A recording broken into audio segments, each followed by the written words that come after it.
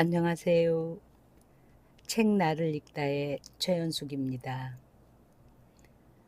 한 권의 책을 읽고 한 번 더 나를 읽는 시간입니다. 오늘 소개할 책은 베르나르 베르베르의 나무입니다. 이 책은 18편의 단편으로 이루어져 있습니다. 오늘은 첫 번째 단편, 내겐 너무 좋은 세상을 함께 읽겠습니다. 이 책을 읽고 소제목을 기계 문명의 그림자와 영혼의 물음이라고 달아봤습니다. 첨단 과학의 진보는 눈부십니다. 우리나라도 병원에 가지 않고도 진료를 받을 수 있는 원격 진료 시스템이 단계적으로 진행 중이며, 가정의 모든 공간은 홈 오토메이션 기능으로 점점 더 자동화되고 있습니다. 인간의 손길 없이도 생활의 대부분이 해결되는 시대에 우리는 무조건 편리하다고만 할 수 있을까요?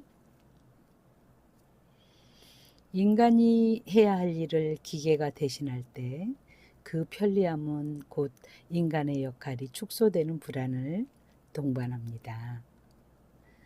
베르나르 베르베르는 내겐 너무 좋은 세상을 통해 그럴듯하면서도 섬뜩한 상상력을 바탕으로 기계 문명이 가져올 위협과 인간의 근본적 질문을 던집니다. 작품 속 주인공 릭은 아침에 잠을 깨고 일어나는 것부터 자명종, 주방기구, 청소기, 가전제품들에 둘러싸입니다. 모든 기계는 친절하게 자신의 기능을 수행하며 옷의 단추를 잠그고 넥타이를 매는 일까지 프로그램에 따라 완벽하게 처리합니다. 그러나 인간의 삶을 흉내내며 점점 더 인간적인 말투를 구사하는 기계들에게 릭은 서서히 피로감을 느끼고 결국 전원을 뽑아버립니다. 이때 강도가 들이닥쳐 릭을 묶어두고 물건을 훔치며, 살아 움직일 수 없는 물건들이여 그대들에게 영혼이 있느뇨? 라고 묻습니다. 릭은 그 순간 비록 강도라 할지라도 그녀의 입맞춤 속에서 기계로부터는 결코 얻을 수 없는 따뜻한 감정을 체험합니다. 그러나 곧 그녀는 릭의 가슴을 열어 인공 심장을 꺼내 보이며 냉정하게 말합니다. 이런 걸 달고 있는 주제에 사랑을 말할 수 있다고 생각하는가? 당신 또한 기계일 뿐이다. 그리고 덧붙입니다. 지구상의 진정한 유기체는 오래전에 사라졌다. 우리는 모두 기계야. 다만 우리 뇌가 환상을 유지하도록 프로그래밍 되어 있을 뿐이지. 당신과 땅콩 자동 판매기의 차이라면 당신은 꿈을 꾼다는 것뿐이다. 그녀의 말은 인간까지 기계화된 세상에서 우리가 무엇을 자각해야 하는지 근본적 물음을 제기합니다. 기계와 인간의 경계가 모호해질수록 인간이 인간답다는 것은 무엇으로 증명될 수 있는가? 우리는 이미 전기밥솥이나 전자기기들이 들려주는 기계음 속에서 살아갑니다. 자동화는 삶을 편리하게 만들지만 동시에 인간의 욕망을 정교하게 포착한 첨단 문명은 우리의 영역을 잠식해 갑니다. 기계에 의존하는 동안 우리는 텅 빈 공간과 정적을 견디지 못하고 채워지지 않는 결핍 앞에서 흔들립니다. 릭이 강도의 입맞춤에서 느낀 감정처럼 인간은 언제나 결핍을 보완하려는 존재이기에 더욱 기계에 쉽게 의존하고 때로는 잘못된 대상을 통해 그 허기를 메우려 합니다. 과학기술은 삶을 편리하게 만들 수는 있어도 인간의 고독까지 채워주진 못한다는 사실은 더욱 냉정하게 드러납니다.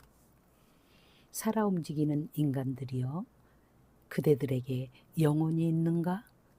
이 질문은 단순히 소설 속 울림을 넘어 우리 각자에게 깊은 사유를 던져줍니다.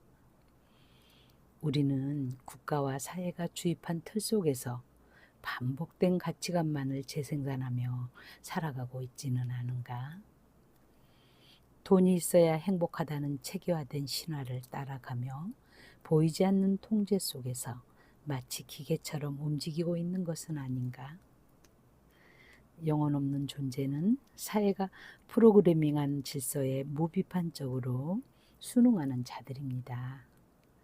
반대로 영혼을 지닌 존재는 끊임없이 왜? 라는 질문을 던지며 기계적으로 주어진 삶을 거부하고 스스로 살아있는 길을 찾습니다.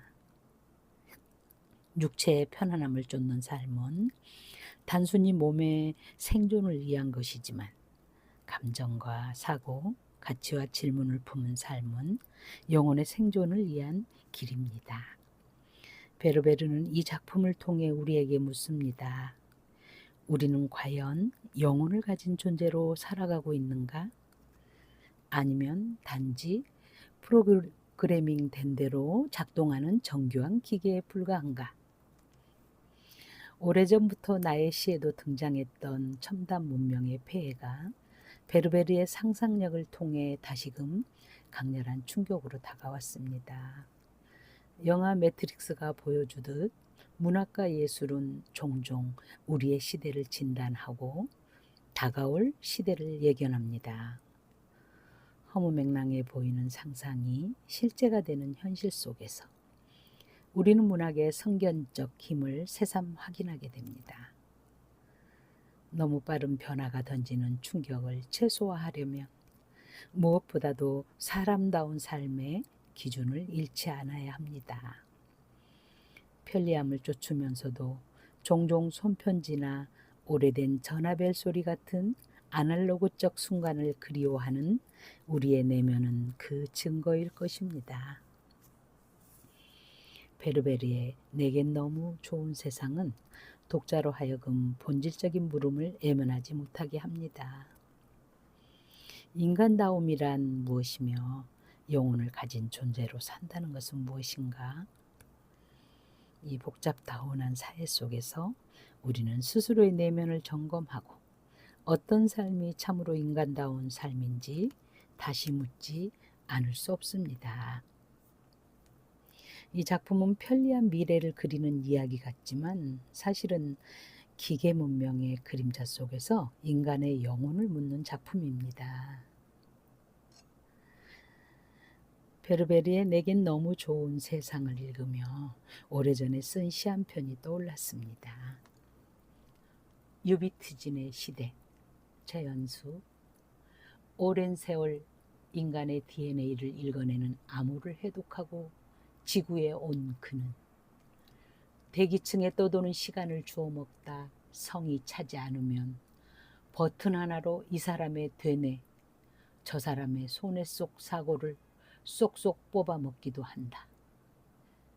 그의 디지털 안경에는 인간의 육체들이 해부된 채 클로즈업 된다. 자전거 페달을 되돌리고 있는 발, 사라진 마음을 찾아 몸부림치는 몸이 줄기세포로 복제되어 지난 시절로 되돌아간다면 지구 밖으로 달아나야 할 그의 생은 이라고 적고 있습니다. 기술은 눈부시게 발전하고 있습니다. 그렇다면 우리의 영혼은 어디를 향해 가고 있을까요? 오늘도 함께 읽어주셔서 감사합니다. 책은 나는 세상을 늘 새롭게 만납니다. 다음 토요일에도 책과 함께 나를 읽는 시간에서 찾아뵙겠습니다. 감사합니다.